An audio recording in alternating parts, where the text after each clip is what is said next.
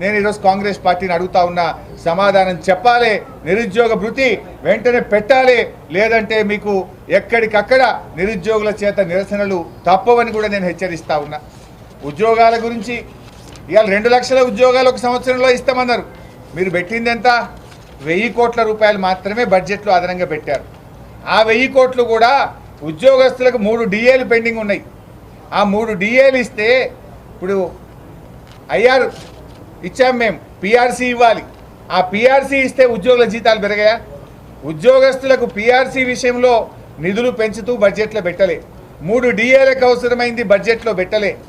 2 లక్షల ఉద్యోగాలు ఇస్తే దానికి ఎంత బడ్జెట్ కావాలనో దాన్ని కూడా బడ్జెట్లో పొందుపరచలేదు. అంటే ఉద్యోగులను మోసం చేసిండ్రు, నిరుద్యోగులను మీరు మోసం చేసినారు. ఉద్యోగస్తులకు పిఆర్సీ ఇస్తే బడ్జెట్ పెరగాలో వద్దా?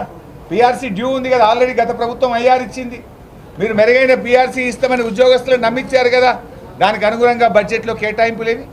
3 డిఏలు పెండింగ్లో ఉన్నాయి, ఎప్పుడు ఇస్తారు? దానికి అనుగుణంగా బడ్జెట్ కేటాయింపులేవి. 2 లక్షల మందికి ఉద్యోగాలు ఇస్తే దానికి అనుగుణంగా బడ్జెట్ కేటాయింపులేవి. అంటే అవి కూడా ఈరోజు కేటాయించినటువంటి పరిస్థితి లేదు. అంటే నిరుద్యోగులను కూడా ఉద్యోగులను కూడా కాంగ్రెస్ పార్టీ మోసం చేసింది.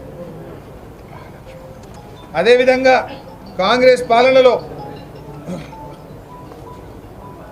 ఇలా మహాలక్ష్మి గురించి చాలా గొప్పగా చెప్పినారు. ఈ రాష్ట్రంలో 18 ఏళ్ళు నిండినటువంటి 1,50,00,000 మంది మహిళలు ఉన్నారు. 18 ఏళ్ళు నిండిన వాళ్ళు 1,50,00,000 మంది ఉన్నారు. వారందరికీ 2,500 చొప్పున ఇవ్వాలంటే 45,000 కోట్ల రూపాయలు రావాలి. ఏది మహాలక్ష్మికి బడ్జెట్లో ప్రొవిజన్? మహాలక్ష్మికి మీరు పెట్టిన ప్రొవిజన్ ఏది? మీరు అన్నిటికి కలిపి 52,000 కోట్లు పెట్టిండ్రు. ఒక రైతు రుణమాఫీకే 40,000 కోట్లు కావాలి. ఇలా ఎవరిని ఏ రకంగా మీరు ప్రజలకు న్యాయం చేస్తారో ఇవాళ సమాధానం చెప్పాల్సిన అవసరం ఉంది. గృహజ్యోతి విషయంలో కూడా బడ్జెట్లో చూస్తే 2,400 కోట్లు పెట్టినారు. అంటే మన రాష్ట్రంలో 90 లక్షల మంది తెల్ల రేషన్ కార్డుదారులు ఉన్నారు. 90 లక్షల తెల్ల రేషన్ కార్డుదారులకు 200 యూనిట్లు ఉచితంగా ఇస్తే యూనిట్కు 4 రూపాయలు వేసుకుంటే కూడా 8,000 కోట్లు కావాలి కదా. 8,000 కోట్లు అవసరం ఉంటే మీరు బడ్జెట్లో పెట్టింది ఎంత? 2,400 కోట్లు. అంటే దీన్ని బట్టి కోతలు పెడతారు మీరు. ఉచిత కరెంటు ఏదో వంకలు పెట్టి కోతలు పెట్టి చారణ మందికే ఇచ్చే ఆలోచనలో ఉన్నారు.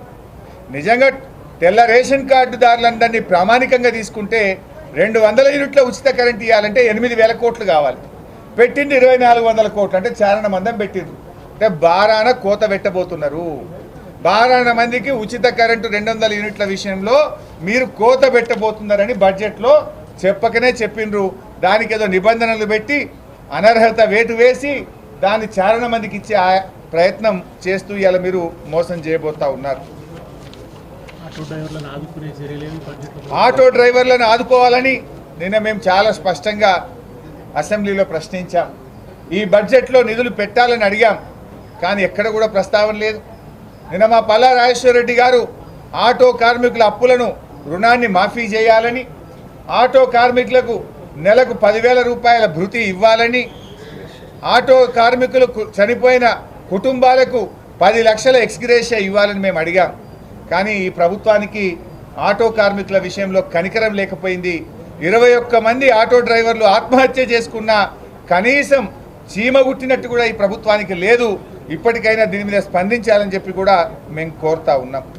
ఇకపోతే గతంలో మమ్మల్ని అనేక రకాలుగా అప్పులు అప్పులు అప్పులు అని గోబల్స్ ప్రచారం చేశారు. ఇవాళ బడ్జెట్ బుక్ అసెంబ్లీలో ఇచ్చిన బుక్, గతంలో మేము ఓపెన్ మార్కెట్ బారోయింగ్స్ కింద 40,000 కోట్ల రూపాయల అప్పులు మేము గతంలో పోయిన ఆర్థిక సంవత్సరంలో మేము తెస్తే ఈ సంవత్సరం బడ్జెట్లో వీళ్ళు 59,625 కోట్లు పెట్టారు. అంటే మేము గత సంవత్సరంలో తెచ్చిన అప్పుల కంటే 19,000 కోట్ల రూపాయలు అదనంగా అప్పు తెస్తామని బడ్జెట్లో పెట్టినారు. మరి ఆ రోజేమో అప్పులు అప్పులు అని గోబల్స్ ప్రచారం చేస్తుంది. ఇలా మాకంటే ఎక్కువ అప్పులు తెస్తామని బడ్జెట్లో పొందు పరిస్థితి. ఇలా నేతి బీరకాయలో నెయ్యి ఎంత ఉందో కాంగ్రెస్ మాటల్లో నిజమంత ఉన్నదని అర్థమైతలేదా? నిజంగా అప్పులు తక్కువ చేయాలంటే మేము గతంలో 40,000 తెచ్చినాం, మీరు 20,000 పెట్టనుంట్రీ, 15,000 పెట్టనుంట్రీ, ఇంకా 19,000 కోట్ల అప్పు ఎక్కువ తెస్తామని చెప్పి ఇలా బడ్జెట్లో పొందుపరిచినటువంటి పరిస్థితి. అదేవిధంగా ఇవాళ బడ్జెట్ కూడా చూస్తే గత సంవత్సరం బడ్జెట్ను వాళ్ళు తగ్గించి